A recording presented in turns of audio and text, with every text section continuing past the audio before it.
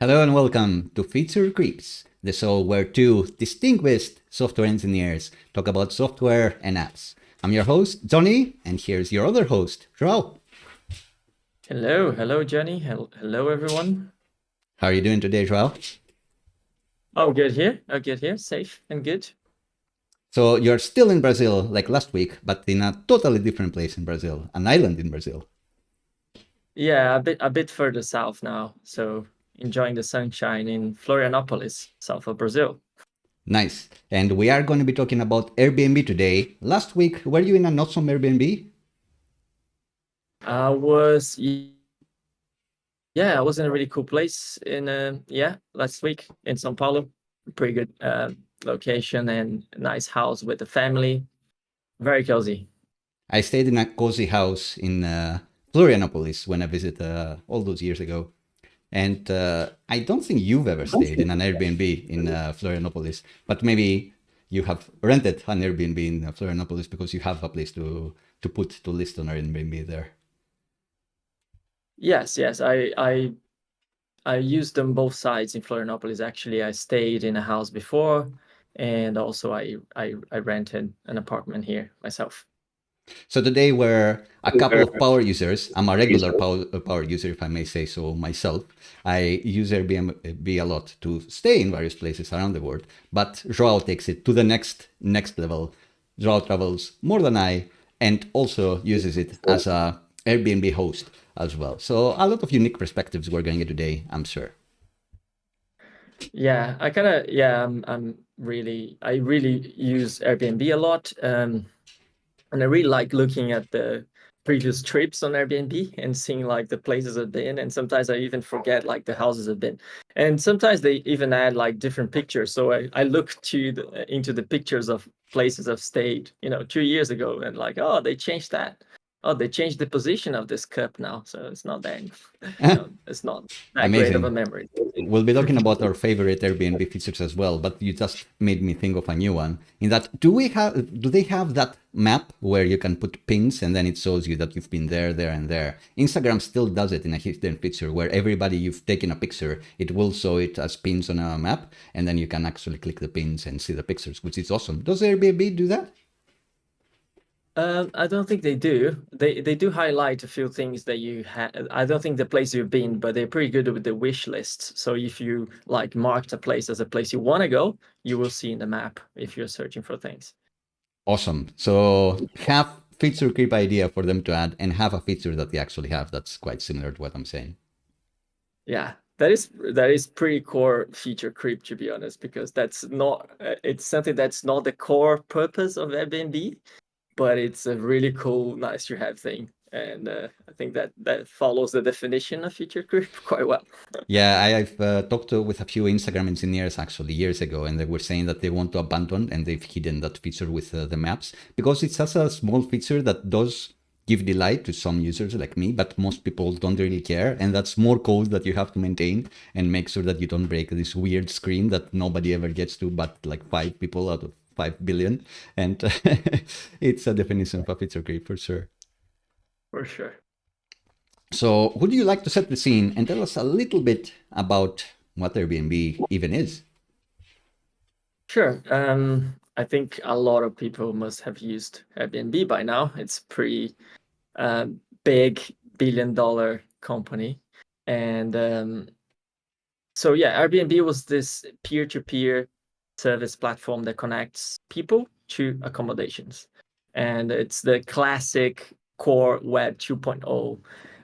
And it was created back in 2007 by the current CEO, Brian Chesky, and Joe Gebbia, who it was to offer an accommodation for people going to a conference. They started as a conference thing. So there was a conference in San Francisco. There wasn't enough hotels for everyone, and they offered. They created a website, Air Bed and Breakfast, and offered this accommodation for people coming, staying in airbeds. So then from that evolved years later to what Airbnb is today. So if you're searching for accommodation and you want to stay in a house and you want to live an experience of a place more like a local and live like in a house that people would live, in a place that you're going to visit. Airbnb is perfect for you, but also is this amazing machine for people to have another way of making profit. Myself, I rent on Airbnb, and it's another source of income for me. And I think it solves the problems in many sides, and it's also a massive disrupt in the industry of hotels, which brings another flavor into traveling, and it brings all the possibilities for people going around the world. Yeah, Airbnb is definitely a Silicon Valley darling and a tech darling, because it was probably and still is the biggest disruptor. The traveling industry is still feeling the effects of Airbnb. There are cities, especially like Barcelona, where I'm in currently, that have negative things to say about Airbnb, because locals, like me, I currently live here, are finding it hard to find places to rent. Because most people don't want to just rent houses for kind of cheap. They want to turn their houses into kind of hotels, like lightweight hotels, Airbnb them, and charge for more for tourists that are coming from maybe higher income places and cities. But we do mostly focus on the good stuff here, and it is really good whenever you disrupt and shake an industry. I think in the end you end up with better products, better features, better quality of life for everyone. I think travel has been unlocked thanks to Airbnb as well, even if a lot of hotels didn't like it, even if there is still things to be done with renting and landlords and all of that. Yes, I think I agree with that. But also, if you think about it, also it brought up a lot of things that are good about hotels. Airbnbs aren't really replacing at its fullest what hotels are. And then hotels offer some sort of different hospitality and different business. And the difference what it is to stay in a hotel and to stay in Airbnb. So the hotel industry can take this opportunity to leverage the hospitality in different ways, and they are taking it. But something like that was necessary. Something like Airbnb, I think the demand was there. It was clear that something was necessary to cover, demand for staying in places like that. Like this example where they created the start of Airbnb is a classic example why Airbnb is necessary, or Airbnb exists, because the hotel's demand is too high in some places, and in some cases, in some events. So, what do you think was the MVP vision and product for Airbnb? I do think a big part of it is what you're saying, that there were people that were trying to go for this conference, just wanted short accommodation, and literally there weren't enough hotels available. Maybe the other side that you mentioned could be, I have a spare room and a few spare airbeds, I'd like to make an income. What else do you think was core MVP? Yeah, I think it was probably quite focused on the price as well. I think that was part of the MVP, like competitive pricing. So I think they wanted to provide options for people to compete against insane rates of hotels. So that was definitely part of the initial vision, I would say. How Another about you? thing, Yeah. another thing that I just thought about actually is that there are areas that are purely residential. Hotels cannot build there. But with Airbnb, especially 15 years ago or whenever it started, there was this cheeky window where you could have an Airbnb and stay in someone's house, really, because it's not a hotel, it's residential, and then be really close to something maybe more realistic, as you said before, more realistic to the real local life, which you cannot get with a hotel because they have to be in a specific designated area if the civil planning has been corrected nicely. So this also makes me think, was the map and the pins an MVP feature for Airbnb? Like, I want to see in the map where exactly I'm staying, in Florianopolis or in Paris or in London or wherever else, and I don't want to fall into the Ryanair trap where they say from like wherever to Paris with a very cheap price, but actually you're not in Paris, you are closer to Marseille or whichever other city, and then you have to take like the train to go to Paris. Yeah, I think definitely those things. Thinking more about it now, those things are definitely on the it was at the early roadmap of Airbnb, because it was created by designers, and it's Airbnb is famous for being focused on design and being a design reference, and created so many patterns that we use across the industry. So many people go and copy the Airbnb designs over other things. So things like that, like the map, the pins, and I would say the date picker as well. It's just a date picker, but it's so different than anything else, and just set some standards in many ways for searching for dates and accommodation. So I think a lot of people come and get this date picker from Airbnb and copy elsewhere. Definitely, you can say it disrupted the tech industry as well, because a lot of them wanted to copy the Airbnb model, the Airbnb design, the Airbnb referral system, the Airbnb style guide for like JavaScript that they had. And you're right in that if you're trying to find like a library for a date picker, React date picker or Svelte date picker or whatever, chances are what they mean is I have a component that looks exactly like the Airbnb date picker, because it's considered to be the best in class and it's now everywhere. Yeah, and Airbnb has open source date picker, so it's good. All right. So initial feature creep, I guess I want to sell houses and I want to stay in a place, like the two sides of the users there. And potential feature creep is like, I really want a map where I can see pins and see exactly where I'm staying. I want to see the prices vividly there, or maybe a graph of the prices or some comparisons. Those could have been some early Airbnb feature creeps.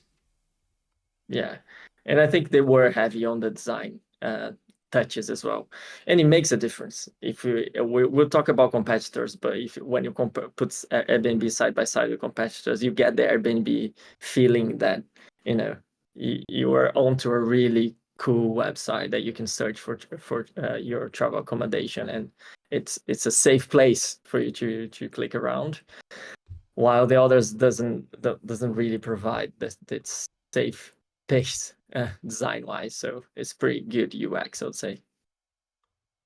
Nice. So do you want to talk about the competitors or jump straight into the Airbnb top features that you have? Let's talk about the top features, I guess. Maybe you could start on that this time, Jenny. What's your Sure. top feature? Thank you so much about this. So my top feature actually is the filters. They have so many filters. They redesign them all the time. They always look different, but still Airbnb style. And they always have more filters that the first time I see them, I'm like, oh, this is necessary. I always want to have this, like a good broadband filter and location filter, languages that can be spoken with the host. Is it accessible? Check-in, is it hands-off self-check-in? All those things that the first time I saw them, I'm like, oh yes, I'm always going to be checking this. I think the filters are one of the best things that Airbnb has, comparing with other websites, like even big rental websites. I'm trying to not mention Zoopla in a bad way because I love me working there.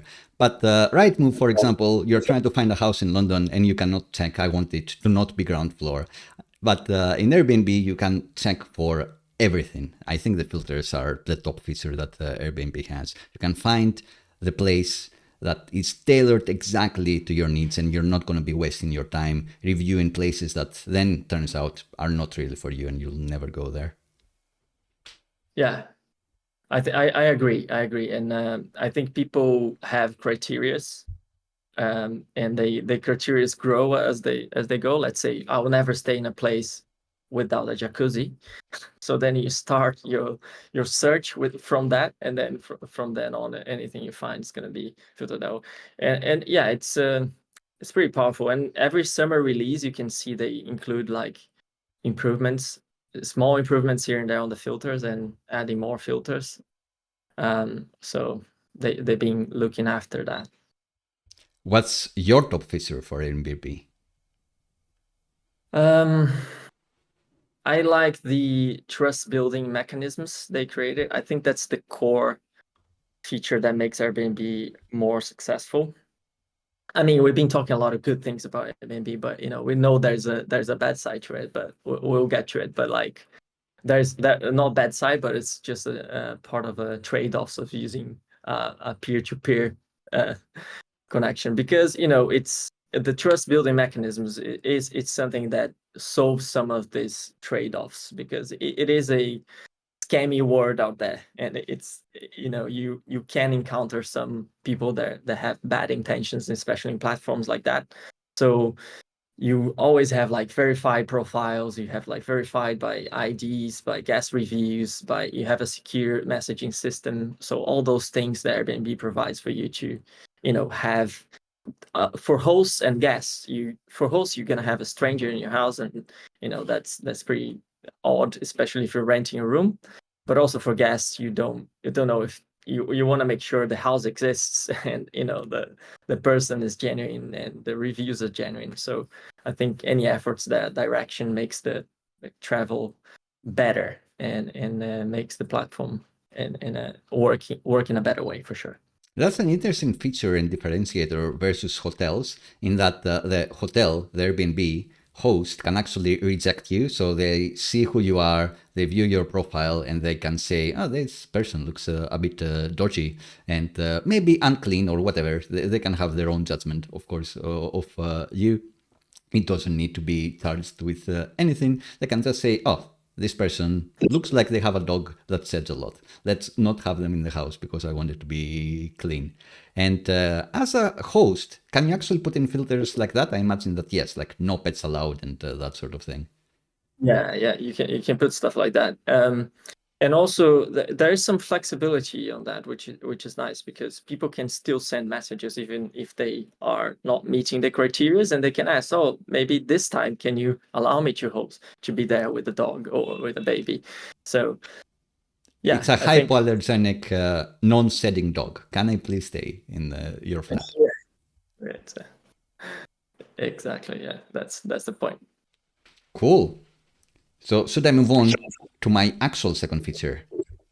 Yeah, go for it. Which I did mention briefly in the part of the filters, is that I love contactless check-in. I love a hassle-free check-in where I just have some instructions. I go, I see a lockbox or something, and then I do the numbers thing. I solve my little text adventure game where you solve those little riddles, you get the keys, you open all the locks, and then you're in. Because in hotels, it's always a bit of a process to get in. They have a 24-hour concierge, so there will always be someone there to help you. But sometimes I'm tired from traveling. It's 1 a.m. I just want to get in bed, and talk to nobody else. So the hands-free check-in with no interactions, I think, is my second favorite feature that is very often very highlighted in Airbnb, and something that I think started emerging because of Airbnb, because on the other side, I imagine the hosts wouldn't want to go through the same process of welcoming people again and again, so they tried to automate this system.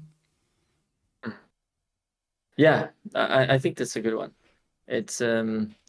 It's one of the things that Airbnb is quite flexible with. You can go as you can literally create like a front desk in your house and receive people like a hotel would, I guess. But it has way less rules than hotels would have. And yeah, but I think the future of travel, even for hotels, is more in that direction, I would say. But maybe that's a different episode. Maybe that's a feature creep. I want an app on my phone where I pre-check in there, and then I scan on the door of the hotel, and then I can go to my room. I don't need any extra cards. I don't need to put in my passport there. They don't need to go to the back room to scan it. I just get into the hotel or Airbnb, and all I need is my Apple Watch or whatever else device I have. So Correct. what's your I'll let you continue for the next points until I come back. 1 second. No worries. So I will go for the third one, which would be interesting to ask Zoa's opinion about. I will in just a moment. So the referral system, I think, was huge back in the day when Airbnb started growing, because you'd say on Airbnb, and then Airbnb would entice you with the offer of would you like to get 35 euros off, or $40 or £60 or whatever else. All you need to do is refer a friend, and if the friend signs up and stays in an Airbnb, then you get some credit to use in Airbnb. And that entices more people to sign up. They see that Airbnb is cool. They get the same offer. They tell their friends. They get them to sign up with their link. So that pyramid scheme that Airbnb had, I think was actually crucial to how rapidly it grew. Yeah, I get that as well. And I think I really like the summer the releases on Airbnb as well. Just like the continue, they do build this community, and the people sort of like help and give feedback, and then they always work on that for the new releases. So I think the community building is a good aspect of Airbnb for sure. Community building. How do you mean? Do you have like a secret room for every other Airbnb host, like the Airbnb meetups, Airbnb Brazil for hosts only? Oh yeah, I think a lot of hosts get together and talk about that, and I think they have like Airbnb community platform. Yeah, there's a forum and things like that for people to take they concerns and questions. Yeah, and also like Airbnb goes heavy on blog posts. If you look at Airbnb blogging, they give you lots of tips from other hosts, and they interview people from like how to make your home more accessible and any topic related to that. Yeah, I think it was you that told me the story where in one Airbnb, maybe you were close to the station to some trains, and then the host had a pair of earplugs or earplugs, enough earplugs for everybody staying there. And you said it as if it was a nice story. Like this Airbnb was close to the station, but the host was kind enough to offer us earplugs, earplugs. So we slept great, and the host was awesome. Well, you could have the opposite experience where you were a host that didn't think about providing some earplugs that are very, very cheap, and then all they got was poor reviews and poor comments saying that this place is too loud. So the place is still as loud as if you didn't have the earplugs or if you had them, but the difference is you get for free or for like 50 pence a very happy customer and a happy review. So that small tip, I imagine, is something that's easily passed around in meetups like that. Yeah, and those things are like certainly bespoke, right? If you compare Airbnb to a hotel where you have more than one room or more than one accommodation, you will imagine if a hotel had one room, you would have like that concierge, that front desk person dedicated for this room, and they will know everything you need to know about this room to make your stay better. So it's more like yeah, it's more bespoke experience for sure. For sure, and I did mention the contactless check-in, but I do appreciate when a host does greet me. There is the actual person that I was talking to in Airbnb, not a company, which sometimes happen. People do sometimes get someone else to manage it, and they give me that local flavor. They ask about me, they try to figure out who I am. I ask them about the places I should visit, and then they try to tell you their responses. So I have a good time, and not just because I'm going to leave a good review if I have a good time, but because I do think people are good-natured and hospitable by nature, or at least most people that started Airbnb in houses and not doing it, as a business, as a way to make some side hustle money. That's because you're Greek, and Greek hospitality is the best, I guess. So you believe people will be hospitable. Well, I tried to be hospitable when we went to Paris, but of course you have a broken finger to show for it. Yeah, that was that for sure. It's a story Yeah. for another time, maybe. But I think we somehow managed to skip your top three features for Airbnb. So please take the floor. Yes. I think we talk a lot about like the core impact of Airbnb, and it's just this whole disruption thing. And I think, but I'd really like, it's something that's not really a feature of Airbnb, but something they started in 2020. It's this summer release. I don't know if you've seen this years, but every year, Brian will come and talk about the new features. It's sometimes I think it's not as exciting as a new Apple iPhone presentation, because it's just tiny features on Airbnb, but you can see in general the focus on design, the focus on like feedback from people, and a sort of like a product iteration. From working in product, you can see this comes from like several iterations and trying to focus on the things that matter. So they are clearly avoiding feature creeps there. I do like it, and it's a cool comparison you did with Apple as well, because they have an awesome video to go along with the summer release, but also the website that you go afterwards to check things out, or even if you haven't seen the keynote address, is very well designed, very nice. We're doing these things. Here's some demos. Here's some pictures. It's all very professional, which is something that companies very often miss. They just have a blog post with nothing or boring pictures, or they just have a conference and that's it. Airbnb and Apple as well, who had a very recent event with their iPhone and Apple Watch event Tuesday. They both take care of doing. They do have attention of detail. They do want to hit you from every angle as well. Here's some video content, here's some blog content, here's picture content, here's what we did for you because we love you, and also use our services and buy our products. Yeah. I think it's similar vibes, but yeah, you can see Brian's always in a home setup, and I think he's trying to send a message that he's in different homes around the world, and while he's doing the summer releases and while he's doing his presentations. I think internal presentations in Airbnb. I've seen shots of that he's trying to be in different and work from all other places. So it's cool. Definitely. I remember the summer release where they highlighted that the host would be able to do the Wi-Fi network connection test. He was definitely now very amazing looking house and mentioning how we're working remotely now and more with the lockdowns and such. That was a moment that stayed in my memory for sure. Yeah, I think that also changed a bit the approach of Airbnb with people staying at homes for work and traveling in groups and things like that. So that's another thing, that it's quite adaptive, and the way they approached the pandemic itself and also the post-pandemic with this adaptations for people working remotely and the whole all like health, safety and regulations. It's something you can see it's a very reactive product, but that doesn't try to completely change or pivot the things they're doing, but just adapt to little by little to the situations. Nice. And if you don't iterate, if you don't adapt, you die, no matter how big you used to be. You have to grow and you have to iterate successfully. And Airbnb has managed to do that for like 15 years. And that's why they're as big as they are now. Yeah.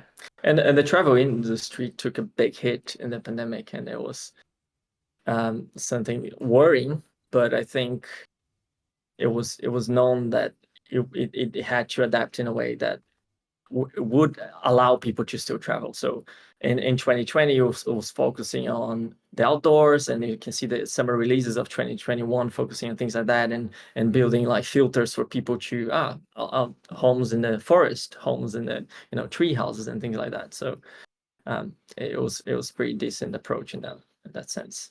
Sure, the pandemic affected every one of us. Every roadmap was pushed back, but I think you're right in that Airbnb and the hotel industry as a whole was in a unique position where the roadmap needed to be replaced. Really, we can't do the things that we wanted to do last year, this year, because things have changed dramatically. While in other industries, a lot of the time was we'll do them, but we'll do them at lower capacity. They will slide off to the next year. We'll just do them slower. But the hotel industry really needed to reinvent itself for a while, and reinvent itself forever as people now travel in a different way. They work in a different way. It's a quite complex situation we got ourselves in.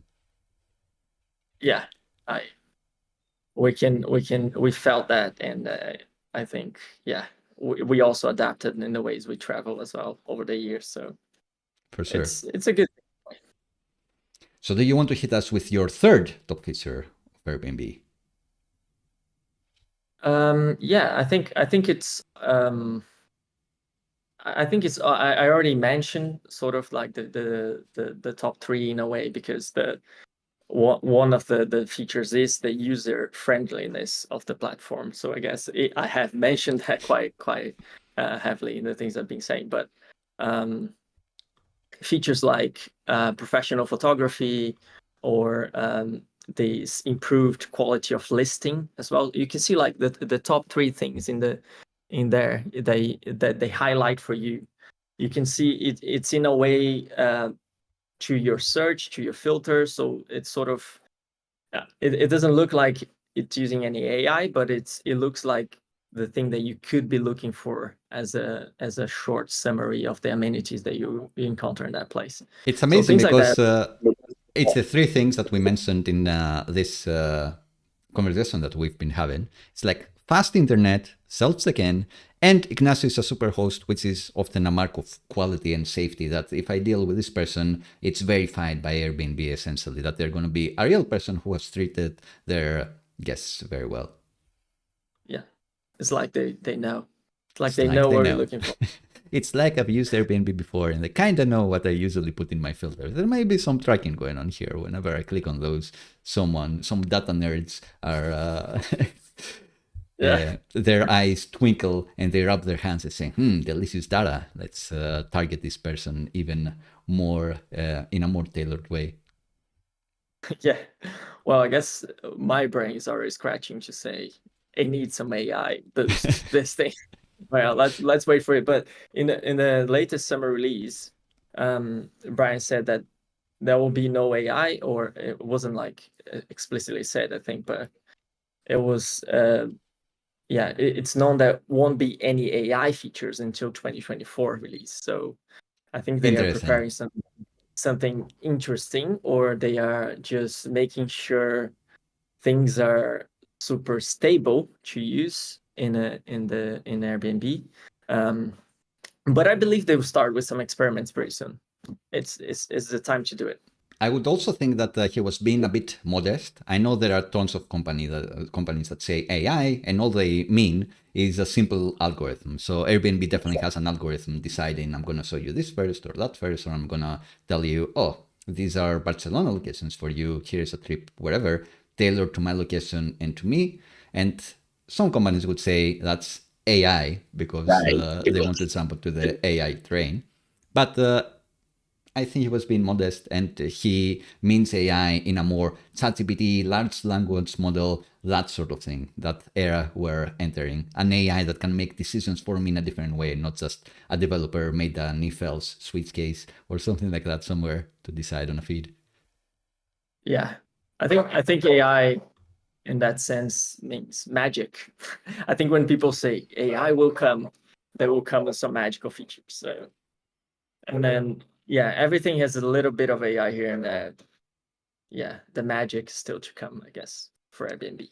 Any sufficiently advanced technology is indistinguishable from magic. And at this moment, AI for many people is. Yeah, yeah, in a way it is.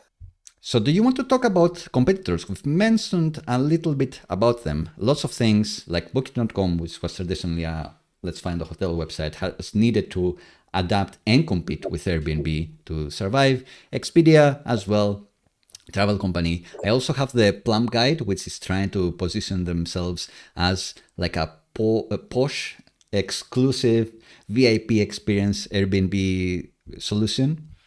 But it's interesting to note that very few people are exclusively listing their listings just in Plum Guide or just in Airbnb, really, or just in Booking. They are trying to make a play and list themselves in as many places as possible, which wasn't the case when Airbnb came around. You just got the Airbnb and that's it. So being on the backend host side of things as well, maybe you have more insights on the competitors of Airbnb. Yeah, I don't know. I think I actually myself, I haven't used much of other websites. I think I booked once with Verbo. Obviously, used Booking.com for booking apartments as well, which are like the branch where it competes with Airbnb. But I think they do lack on like the Plum Guide and Verbo. They lack on the competitiveness in terms of options for people to stay, because people will have like millions of criterias in terms of, maybe the price isn't a problem, but there'll be some other problems. It needs to be close to the station, all the criterias you have when you're traveling, and for that you need to kind of show options for people. And I think Verbal, Plum Guide, they are not quite there yet. And it's really, it's something that's annoying in a way for competitors, right? Because they need to compete with something that already has the base, and it's really hard to get to that point if you don't. So you have to really grow in a way that offers, hosting experience, or the host maybe a better share or something like that, in order to get to the same base of same database of hotels or accommodations. So I guess Booking.com is good in that, in a way, because it puts you side by side with hotels. So if you don't care of staying in an Airbnb or a hotel, you kind of you can stay in an apartment, and you can also search on Booking.com for hotels. So in that sense, Booking.com is good, but still is Booking.com, which we tend to have problems with it. Whenever I use Booking.com, I try to find like I want an actual hotel filter, because if I wanted an Airbnb, an apartment, then I'd go to Airbnb. I wouldn't book it through Booking.com. If I'm there, then it means I want to find a hotel. So show me how many stars it is. Show me the user reviews, but don't show me apartments, even if they're well rated. If I wanted apartment, if I wanted Airbnb, I'd go straight to the Airbnb. Is that feeling, isn't it? At like, okay, I'm searching for apartments in this thing that isn't the best option I have to search for apartments. So then it's not your best option, and like Airbnb is the best option. So yeah, it's I've definitely managed to get myself into more dud apartments when I used accidentally maybe Booking to book the apartment than I have Airbnb actual through Airbnb horror stories where I went there and the place wasn't what I expected. It wasn't clean enough. I didn't meet the person. With Booking, that seems to happen more often because it's not front and center for them to have that clean, safe experience. And in regards to Plum Guide as well, I was talking about how much I love the filters in Airbnb, and they have them front and center. You're like, oh, what's this OMG filter? And you look at it and you're like, oh, I get it. It's like amazing houses that look crazy in pictures and are going to be great for Instagram. Unique experiences, unique stays. But Plum Guide doesn't have anything. It says, where do you want to go? Put me the dates, put me how many people you are, and I'll show you some results. The filters come second, which is a huge difference. But it makes sense because it doesn't have the head start Airbnb has, and it doesn't have the core vision of great design and intuitive design that you were talking about as well, that Airbnb has. Yeah. And in order to introduce those filters and those things, I think people need to be comfortable in a UI, in an interface. People need to know how to navigate through that. And I think Airbnb is there. But if you see Plum Guide, imagine if you get to like a completely different website that you're not familiar with, and you see all the options they got on Airbnb, but in a slight different way, you would be sort of scared, I would say. And yeah, definitely. feel like you have to filter for things like that when you don't actually need. So maybe they are taking this approach for that reason. So how much do you think they discussed the OMG filter? To me, it seems like it's unique experiences, unique homes. They look unique and they are unconventional. So maybe this one's you stay in the biplane here, or maybe you stay in a place that has a biplane. Probably you stay in that place because I see some curtains. Anyway, like how many discussions, how many meetings were there to decide the special house listing is going to be symbolized by the UFO and the caption is going to be OMG?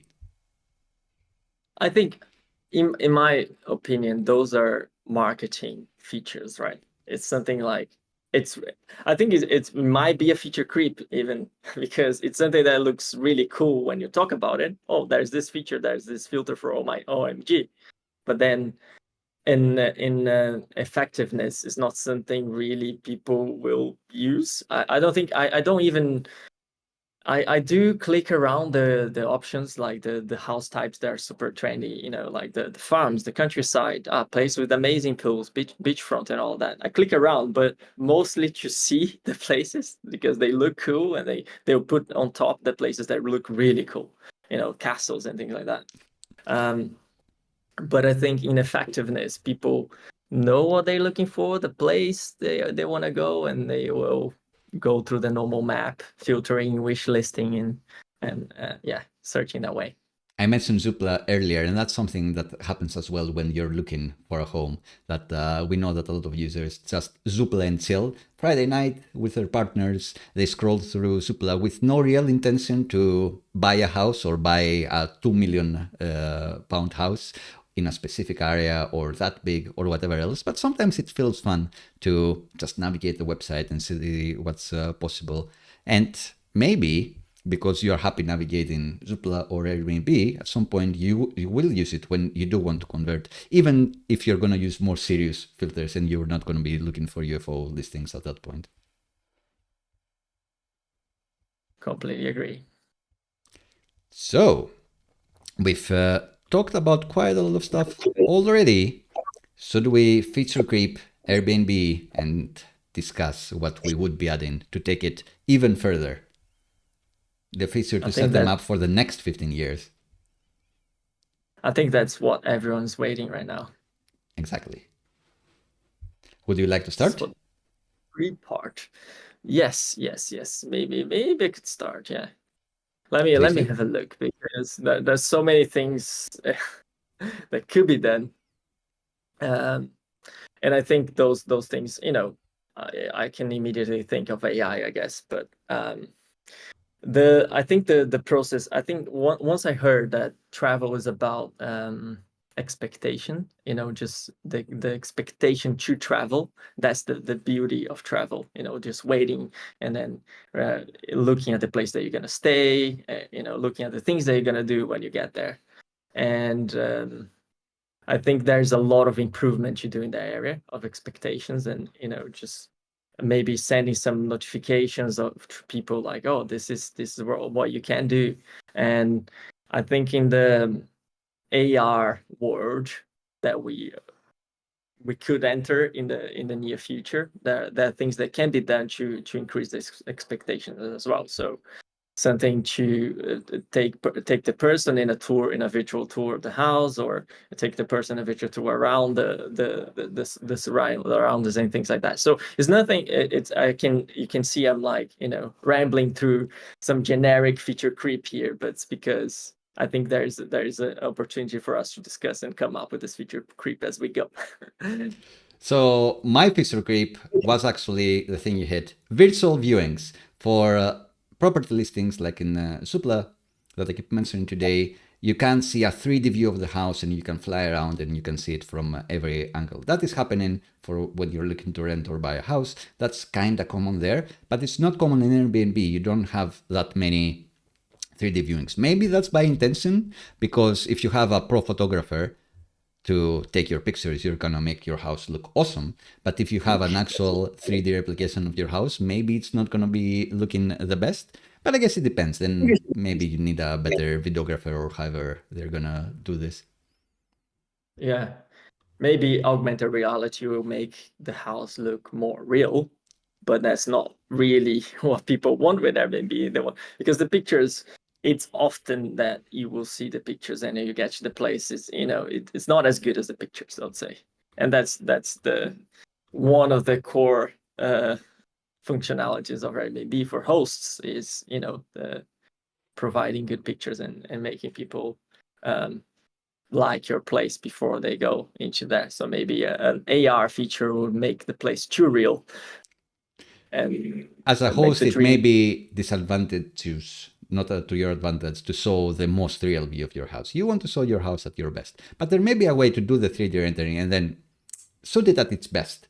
Let's say, like touch up the lighting a little bit. You don't need to make it feel bigger, because it isn't, but you can still paint it in its best. If you hit it on a nice summer sunny day, sunset, maybe overcast, which is best for photography, maybe, yeah, that's exactly the view you'll get. Or if it's like blue skies, that's what you're going to get. So this picture you can only get if it's sunset, and it's hard to capture in a 3D model. But I do think, as a guest, I would love to be able to actually be there. It's great to be inspired with these photos and be like, okay, I'll be able to take this photo and post it on the gram as well, or a similar one. But I want to see what is it really gonna be like there. And maybe with the Vision Pro coming out, that probably no one is gonna take on vacation, I'm not sure. But I assume the iPhone 16 is going to have 3D camera as well, that you'd be able to replay your videos in your Vision Pro, and they're going to look awesome.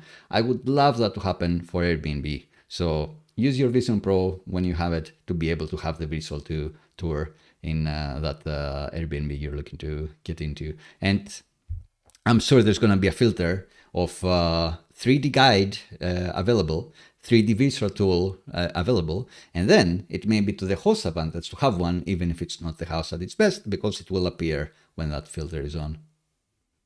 Yeah, for sure. I think it's always advantageous for the host to, make sure people are getting what they want in a way.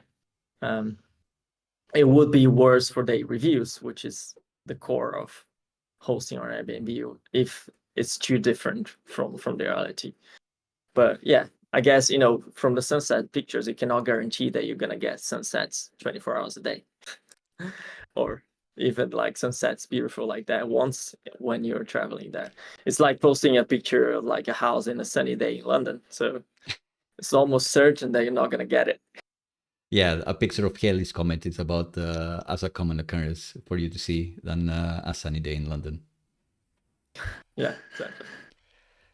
So I guess, was that the common feature creep? Virtual viewings may be a good idea. Let's do them in AR or 3D for the Vision Pro and all of those things. Yeah, I think that's something that we can agree on.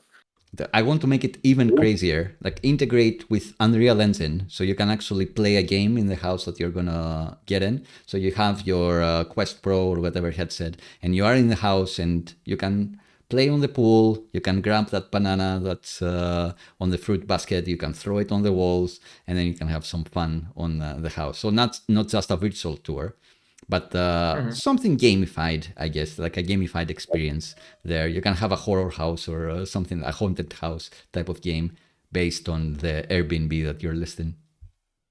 Oh, we're allowed to go crazy then, Johnny. So let's go.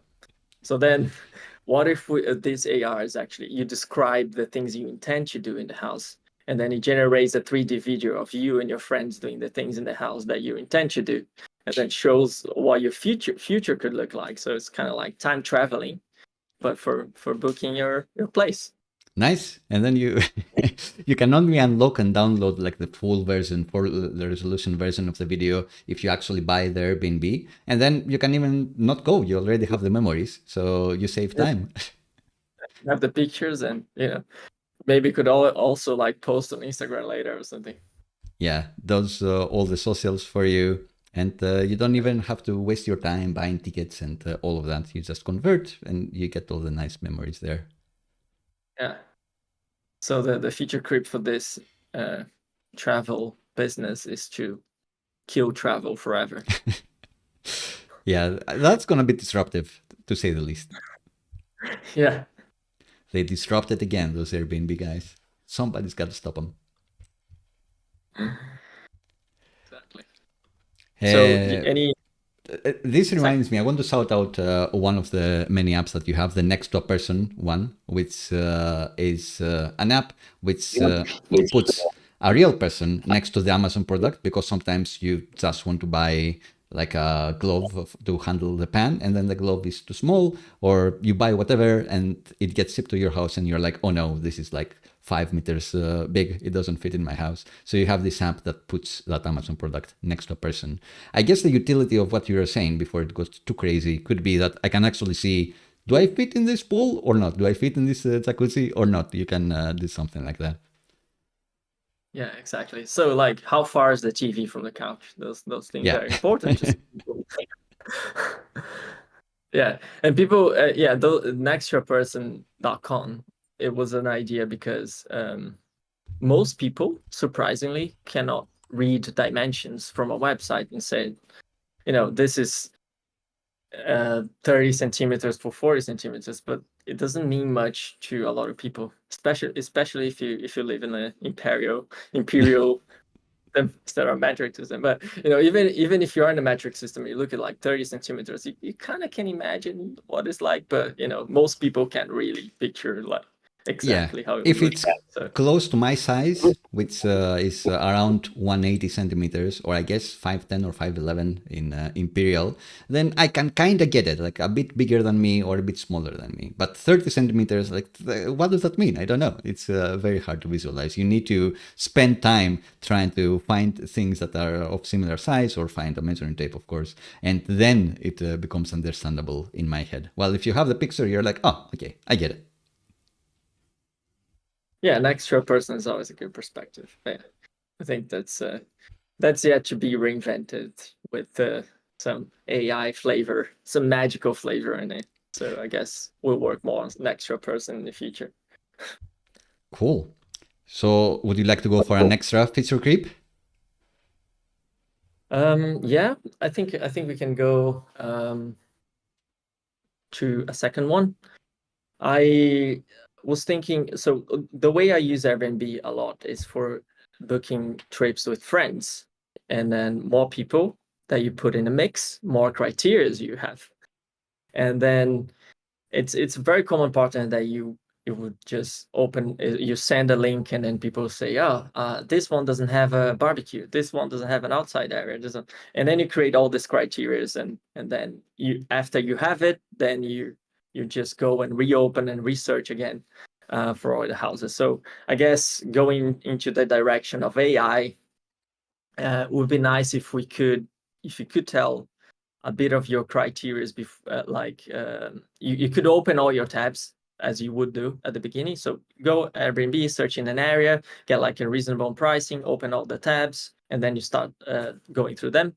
But what if we could, let's say, a Chrome extension or something that could just summarize for you, given your criteria, and as the criteria change, would just remove those options for you because they will change on the go, right? So you sorted out the wishlist feature before, which is great, and I think you can invite another person to your wishlist. But can they not like add filters? There are no common filters that these things you've wishlisted here have. So maybe something to add there in that wishlist feature could be the way to go versus a Chrome extension.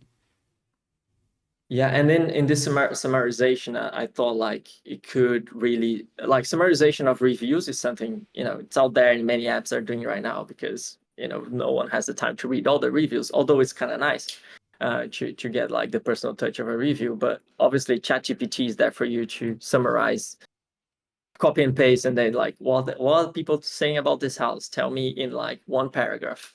And if Airbnb could do that and also take into consideration from all the tabs you have open, all your friends' criteria, which one based on reviews fits our needs, based on pricing, could even like analyze the photos, and and then you drop in a house that you stayed before. Oh, we all stayed on this house before, this one fits the criteria. Any of those 30 options are within range for us as a group. I like it. I'm gonna take it away for my next idea. So I was thinking of a VIP concierge type of experience, which I think has been kind of done before, but not in a tenth as successful as Airbnb. But the idea is to feed some data to an AI. So as you say, you can say, I've stayed in a house like this before. I've stayed with these people in that house. We've liked this. These are the reviews. This is what I like. This is what my friends like. And then that VIP concierge can pick the house for you, which is kind of like what you're saying. But my idea was to take it to the next level, like pick many houses. The target is I want to spend 2 weeks in Brazil or wherever else in the world. Pick as many houses as you need in order for me to have a great experience. Airbnb experiences is also a thing. So maybe buy a few of those, like book a trip to the glacier in Patagonia or whatever else. Book the train tickets, book everything. So VIP concierge, I give you the details of me and my friends, thanks to your feature creep, and then it decides the itinerary for us. And it would be nice if it just bought everything, all the tickets. Like, here's my budget, like buy as many as you need for me to have the best time in Brazil, now that you know what type of person I am and the group I'm going with. Yeah, I think there's still some disruption. I like the idea, but there is a opportunity in disruptions in product, and including this idea, is this like go and book things for me. Like people are uncomfortable even saying like, oh, Alexa, go buy some stuff for me and deliver here. This is something that people are still there adapting, this idea of the AI or the machine just making this conscious decisions and using your credit card. So there is a step for people to take, but it's disruption that will a product could come and change in the market, as Airbnb came in a way to allow strangers into your house, which was unacceptable, and now it exists. So I guess allowing AI to buy you stuff and book stuff for you and put you inside a plane, I guess that's reasonable to think will happen. And it's not just about trusting the AI to make great decisions. Sometimes I don't trust a person to make the right decisions. So for groceries, I always have the option to go online and say I want to buy this fish and this steak and these tomatoes and whatever else. But I don't trust the person that's gonna actually take the tomatoes to pick the right tomatoes. I foolishly think that I can pick the best tomatoes and the best steaks and the best whatever else it is I'm buying. So I make it harder for myself. I actually go to the grocery store. I have to carry it all the way back. I have to waste my time picking the right tomatoes instead of just going online saying, listen, I want tomatoes, get it done for me. And it's not that the AI is picking something wrong for me. I don't trust the person that's going to be executing the order to be picking the correct thing. So maybe I won't trust the AI to say, did it really pick the best place for me to stay? Well, I would trust AI over a person for sure. Yeah. 100% trusting humans are way more likely to make a mistake, and I think that's the transition that we're currently in. Like we are starting to understand that it's way safer to put some things in the hands of AI than it is to put in the hands of humans. Definitely. So soon Like enough, driving, I'd faster trust an AI than I would trust myself driving. yeah, exactly. So I mean, it's still some journey to like overall people to to get that sense that AI is better, but it's clearly like trained in way more lots more data than our brains are trained, and way less likely to make a mistake. But the fear is always generally, in case of something super that never happened before happens, a human maybe can make a better decision because AI is trained in a subset of situations that doesn't necessarily include, uh, uh, aliens invading Earth or something like that. They wouldn't be able to predict what you do, and maybe humans could sort of figure out a way out of some situations that AI wouldn't. But I guess some more general intelligence coming from AI could solve the problem. I think that's part of what's happening. But I think there is that mistrust on whether AIs have whimsy or have like human-like taste. Do they have compassion? Do they know romanticism? Do they know love? Like those things. Do you trust an AI to pick the perfect spot for you to propose to your fiance or to your girlfriend at the time, or to take on a date with your wife, because you know your wife better than anyone else, better than any AI, you'd hope. So maybe you won't trust them for that. It's not just chess, solve game. If the AI is telling me I should move my bishop there, I have to do it because it's going to be better than what I can do. Or if I spend 6 hours thinking about it, maybe I'll arrive to the same outcome, but I will never decide on something better. But if it's something more subjective, something that depends on, am I going to have fun? Am I going to think that the place is romantic or not? Maybe we're not trusting the AIs enough to be able to accommodate for that, the taste that humans have. Yeah. But I think it's a transition that we're living in right now. So for airplane tickets, I would say, okay, the AI has aggregated all possible itineraries and plan and says that these are the tickets to buy. I would trust that.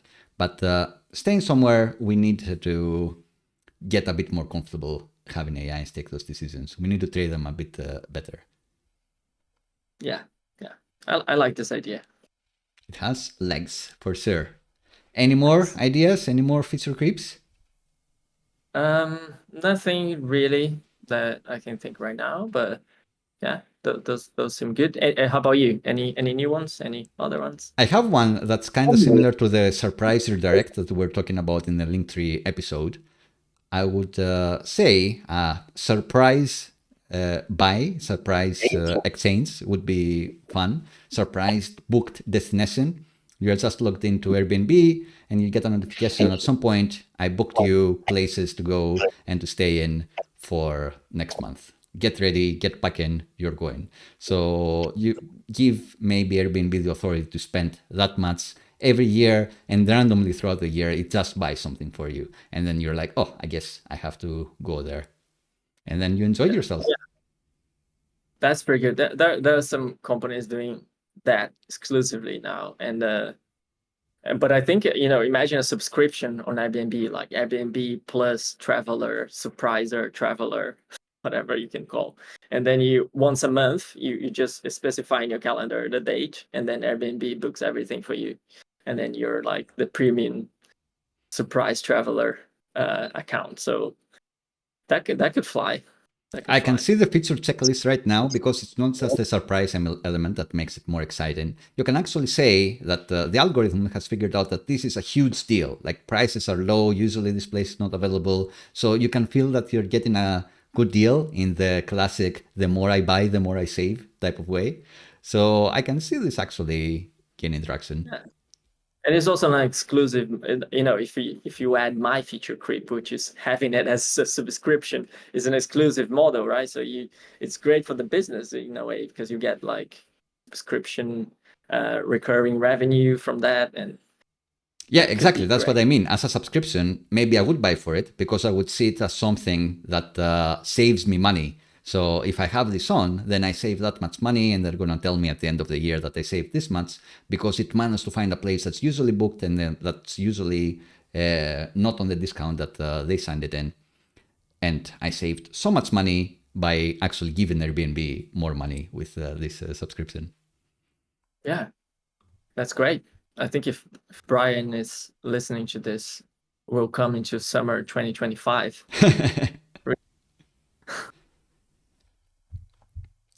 Like it. I will be looking for that invite. You have the handles on screen. Please add us with the invite. Feel free to use this idea for sure.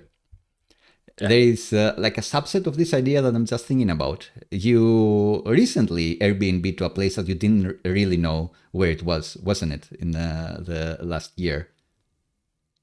Was it Helio that booked those tickets? I don't remember who exactly of your friends booked some tickets for all of you. They had your credit cards and they booked a secret holiday vacation for you.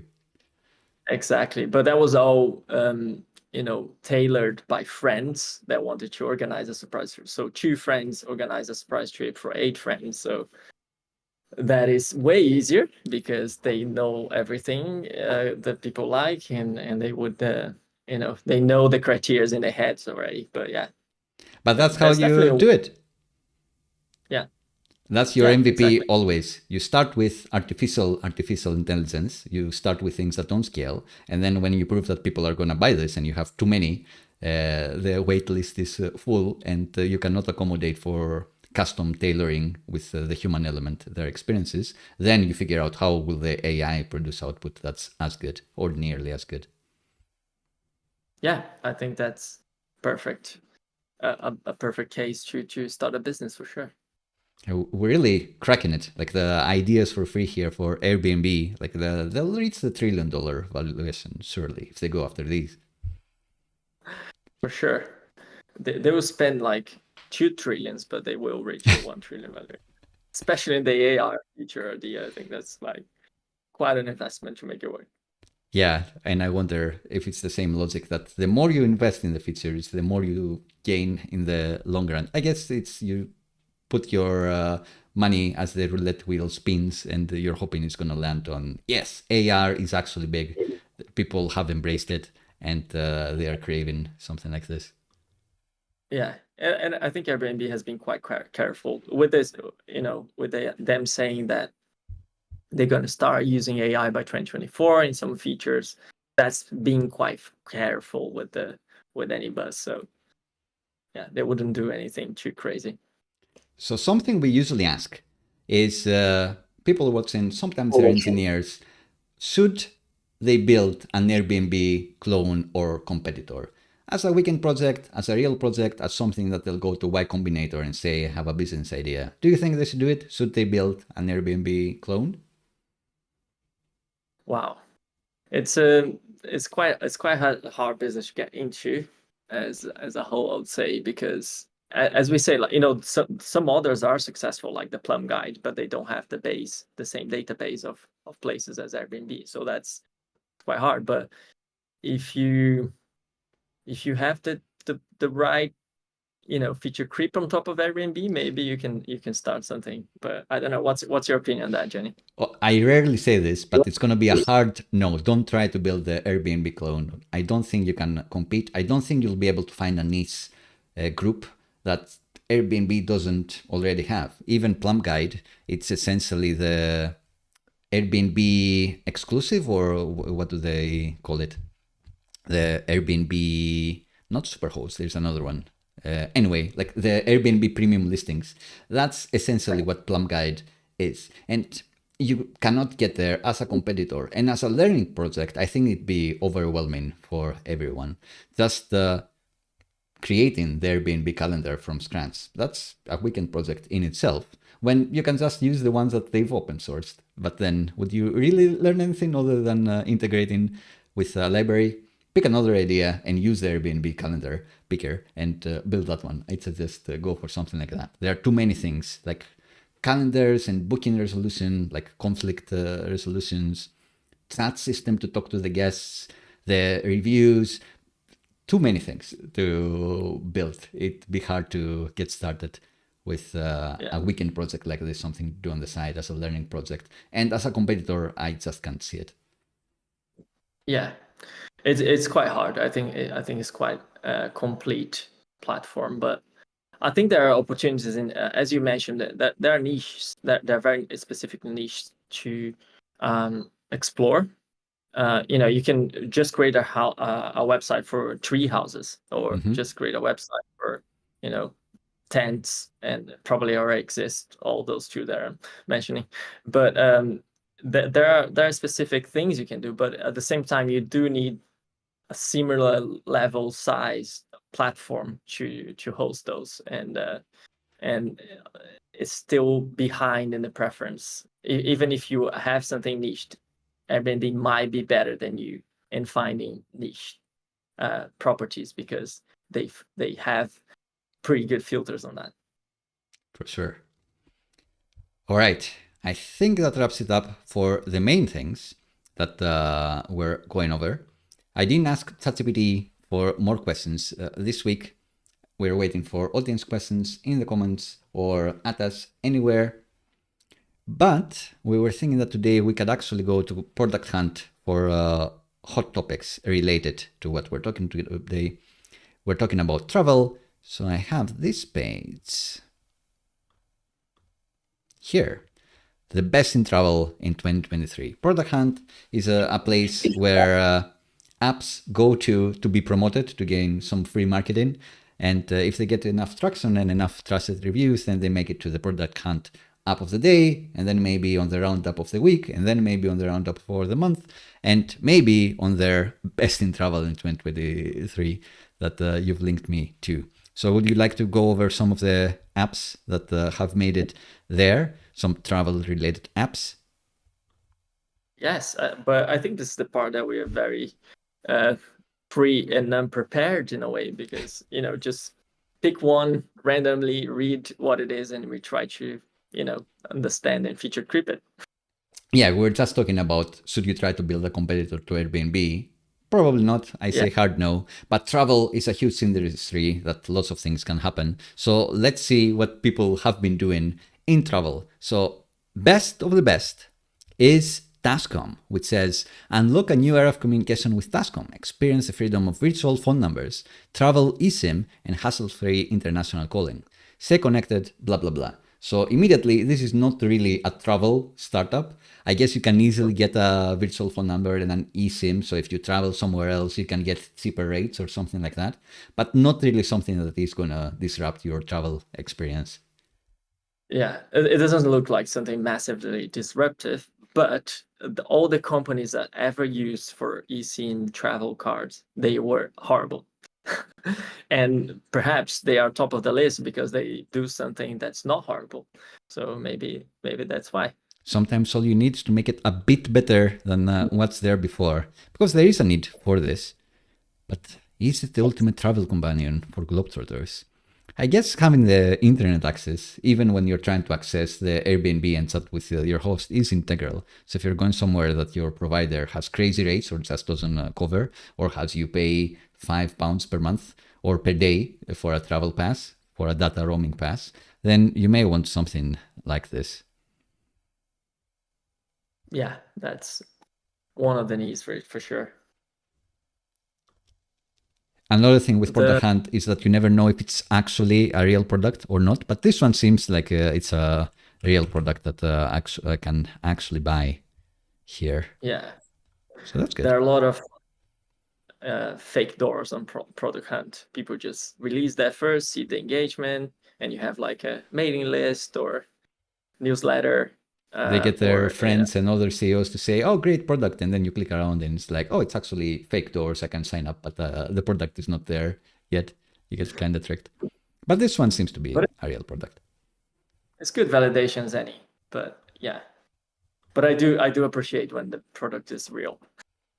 So this one, more promising, ditch your lease, live flexibly with Orca Pass. For remote workers who don't want a 12-month lease, just pay for that service and you get access to their network of top-rated monthly rentals at exclusive prices. So I was talking about how it's hard to find a house in Barcelona, and especially if you want to spend 6 months in Barcelona and then go to Greece or go to Brazil and not keep paying the place that for the place you're in, maybe something like Orca would be a good solution. Yeah, and that's pretty good for people that for your base. Even like I'm based in London, and maybe I want to just stay 1 month in each area of London. The big cities is also pretty useful. I like it. Interesting. So do you think you can actually get a place to rent through this, or is it in like early access, fake doors type of preview mode? That is a good question. That's another part of our show. Is it fake or is it real? Yeah. Is it smoke and mirrors? How much smoke and mirrors is it? So if we click in, it kind of reminds me of Plum Guide, I guess. So that does look like an Airbnb competitor. Yeah. And if I had to bet, I would say that this is also listed in Airbnb. Although I'm not going to investigate on the fly. But I guess it's the month plus mode of Airbnb, where you can have a filter for longer stays. And a lot of hosts do give you a discount if it's for 1 month or more. And they do more things for you, like weekly cleaning, for example. Yeah. And it's very good that's focused on remote working, because that's the new reality. And people travel and work from other places. There are some other problems that's also like some other apps in the list that are solving, like insurance or taxes and things like that. So people can work and travel from anywhere. But yeah, that's pretty like the idea of Airbnb things, Airbnb for everything, but also I think there's opportunity for Airbnb for office spaces, which already exist. There's something called Liquid Space and some other apps like that will do.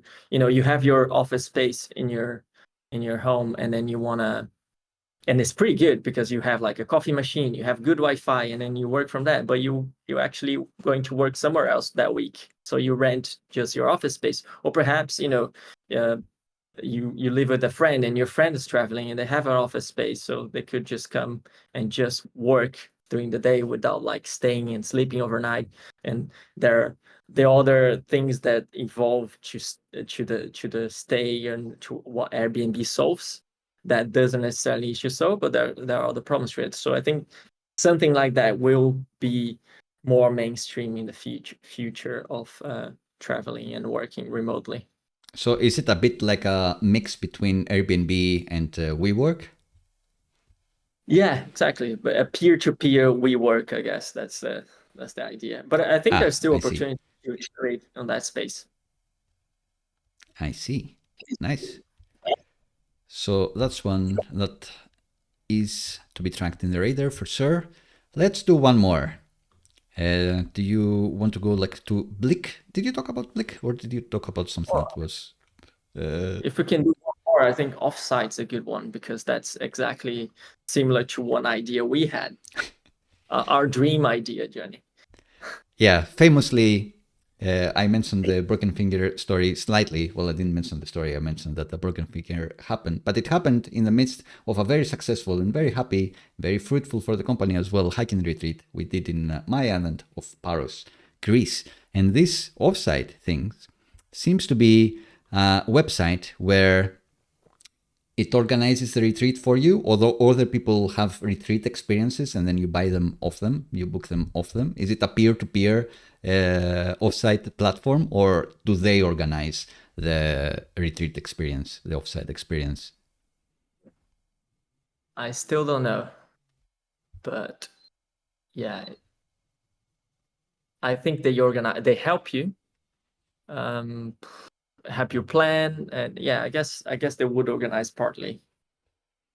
So their idea is you're a company, you want to have your team bond while being productive. You want them to feel like they've shaken things up. So you want to get them to like Miami for a week, and they have a place where they can work well and play well and have great results to present when they come back. And this company, you tell them what exactly you're doing and what you're looking for, and they are working with some hotels or places for you to book through them or organize through them, something like that. Yeah, and that is something we wanted to do, right, Jenny? We Yeah, wanted to definitely. be able to maybe open a place in Greece and invite companies and teams to work there for a week, and we would be helping them with brainstorming and hacking and helping them with our engineering expertise maybe, and some volleyball expertise and some beach tennis expertise maybe. So it would involve a lot of team bonding and some serious hacking. So if we could ever live and work from this, would be amazing. So summer, European summer in Greece, and Southern Hemisphere summer in Florianopolis. Yeah. So the expansion, the start would be in Paros, Greece, and then the expansion would be Florianopolis, and then the world. We can hit all continents eventually. And I guess the pitch would be: what if you had two distinguished software engineers, used to be principal software engineers, and hold great positions in great companies, consult on your project? And what if you could do that in the blue waters of Paros or Florianopolis, and also play beach volleyball and surf, and really have your team play well and work well? And that may happen in the future. We still have some entrepreneurship goals and visions and ideas for sure. Yeah, and I think that if you compare the idea on building a full peer-to-peer website where you connect people that do that to hacking retreats, which I think is more similar to what offsite is. Those are like different magnitudes and different like efforts, right? So because we would provide the entire service, but we will only provide one listing, right? So it's basically our service, our core business would be the service we provide on site. Yeah, And the the experience. consultancy would be tailored to your problems, but the location would be fixed. And maybe like the exact places you hit or how long you stay would be different, but essentially it's going to be this. It's going to be in this island or that island, this island in Greece or that island in Brazil, according to whether you're doing it in Northern Hemisphere summer or Southern Hemisphere summer. Yeah, and I really enjoy the concept of validation of a product that way, right? Because let's say we want to evolve to $1 billion business where we connect people and engineers that want to, provide consultancy everywhere in the world, and then you can pick any site. So we don't have to be the ones providing it, but our MVP, our starting point, is something that we enjoy Plus, it's something that, it's feasible. We don't have to recreate Airbnb from scratch, or we don't have, so it's more on the line. We don't need a huge database of clients or anything like that. With one or two, we can get it going, and we can learn what is necessary to scale. So this approach maybe to product creation is a good one. Yeah, you don't need to build your automatic calendar conflict resolution system and see what's booked or not, because it's just my calendar. It would just go to me, and then it would be like, oh, this client wants to do a consultancy in that week of the year. And then I'll be visually checking, oh, that's booked, so cancel them or not confirm them. So you can take a lot of shortcuts by, again, doing it the artificial intelligence way, the human way. Absolutely. All right. I think with that, we should be happy with today's episode. We've managed to talk a lot about Airbnb, an app clearly that we love and we've used a lot. We went to ProductHunt, not to like dunk on other apps. Every app that makes it out is an achievement in itself, and I'm very happy that they're doing well, and it allowed us to spring into our own ideas that we've had in the past and build even more ideas for the future. But I think that's gonna be it for today's episode. Yeah, and this probably has been the episode which we've been the most positive about the app we talk about. But we would love to hear any comments, any bad things and things you don't like about Airbnb, about any other site similar with a similar service. So we would love to hear your comments on that too. For sure. Until then, where can people find you, Joao? The best way would be my personal website, jvmartins.com. You have a few socials there and my email, and that's the best way for sure. Amazing. And you can find me by searching at YouTube, search for Johnny Svelte, and probably something will pop up. Have a watch on those videos. I think you will learn something, especially if you're an engineer, but there are tons of them that have a lot of little in-jokes for everyone to enjoy, even if you're a designer. So that's going to be it for me. I think you should watch the videos for the jokes. The jokes are the best. Don't watch for Svelte. No, do watch for Svelte as well. MVP for my vision of edutainment product is definitely the entertainment and the jokes, like dad jokes. How many dad jokes can we hit? Exactly. And then you should have a dad joke counter detector. Nice. Like with AI, we can do it with AI. Like that'd be a great proof of concept for some AI, because it's kind of hard for AI to be able to understand whether something is a dad joke or not. It's not like an AI that counts how many times you say well or right or svelte. It needs to be able to understand the nuisance of what you're saying. Are you making a joke? Are you not making a joke? That'd be an interesting project. There are a lot of tools that are trying to transcribe what you're saying and understand the meaning of what you're saying. So understanding whether you're making jokes or not, that'd be a cool project. I'd rather have that as a weekend project than building an Airbnb clone. Yeah. Are we feature creeping again? Right at the end of the episode, we're feature creeping your YouTube The audio channel. is cutting out, so you'll have to say that again. I'm saying that we are feature creeping again right at the end of the episode, where we are feature creeping your YouTube channel. Yeah, adding features to a YouTube channel is a fun thing to do, I suppose, because then you have to realize with script, but a language script. Even JavaScript is a language. I want to make a nice joke here, but I failed miserably. So with that in mind, any other last minute words, Joao? No, it's been great. Thanks a lot, Jenny. Thank you for being here and have such insight about Airbnb in particular and about everything else as well. I'll catch you later, and everyone watching, thank you so much. Thank you for spending the time with us. We'll catch you in the next episode. See you later.